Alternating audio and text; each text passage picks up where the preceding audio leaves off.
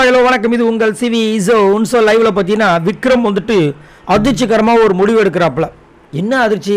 ஏற்கனவே அவர் நேற்று படத்தை பார்த்துட்டு நாங்களே அதிர்ச்சியில் தான் இருக்கோம். இதுக்கு மேலே ஒரு அதிர்ச்சி தேவையா அப்படின்னு கேட்டிங்கன்னா, என்னென்னா இப்போ வந்துட்டு திடீர்னு ஒரு சண்டை.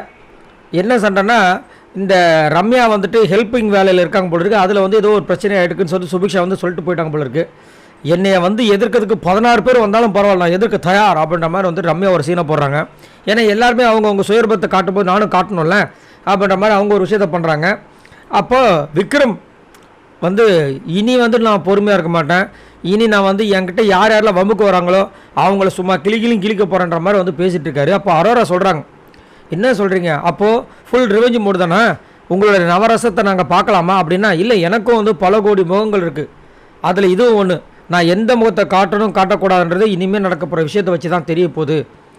உனக்கு கோவம் வந்தால் நீ கத்துவில்ல, இன்றைக்கி ஏதாச்சும் நடக்கட்டும், அப்புறம் பாரு நான் என்ன பண்ணுறேன் அப்படின்ற மாதிரி சொல்கிறாரு. நானாக போய் யார்கிட்ட வம்பு இருக்க மாட்டேன், நானாக போய் கிள்ளி அவங்கள கோவப்படுத்த மாட்டேன், ஆனால் என்கிட்ட வந்துட்டாங்கன்னா விட மாட்டேன்னு சொல்லிட்டு ஃபுல்லாக வில்லன் டைலாக்காக பேசுகிறாரு. ஏன்ப்பா ஸ்டாண்டப் காமெடி மட்டும் தானே பண்ணிகிட்டு இருந்தீங்க, அதுலேயும் பார்த்தீங்கன்னா ரொம்ப பதுமையாக பாடி ஷேமிங் இருக்கக்கூடாது நிறைய அப்படி இப்படின்னு சொல்லிட்டு இருந்தீங்க, இப்போ இந்த அளவுக்கு பேசுகிறீங்களப்பா, என்னாச்சுப்பா உங்களுக்கு அப்படின்னா, அது வேறு இது வேறு, அப்போ இதெல்லாம் நடிப்பா ஆமாம் அப்படின்ற மாதிரி இருக்குது. ஸோ இந்த பிக் பாஸ் வீட்டில் இந்த சீசன் 9 பொறுத்த வரைக்கும் யார் உண்மையிலேயே வந்துட்டு கரெக்டாக இருக்காங்கன்றது சொல்லவே முடியல. இப்போ கோவமாக இருக்கிற விஜய் பார்வதியை கூட நம்பிடலாம், ஏன்னா அவங்களோட விஷயங்கள் தெரிஞ்சிச்சு. கமருதன் கூட நம்பிடலாம், தெரிஞ்சிருச்சு.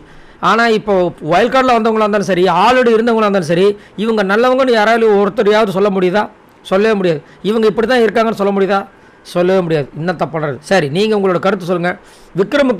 விக்ரம் எடுத்த முயற்சிக்கு அதிரடி முடிவு எடுத்திருக்காங்க, இதை பற்றி என்ன நினைக்கிறீங்க? மறக்காமல் கமெண்ட்ஸ் பண்ணுங்கள். பாய் நண்பர்கள்.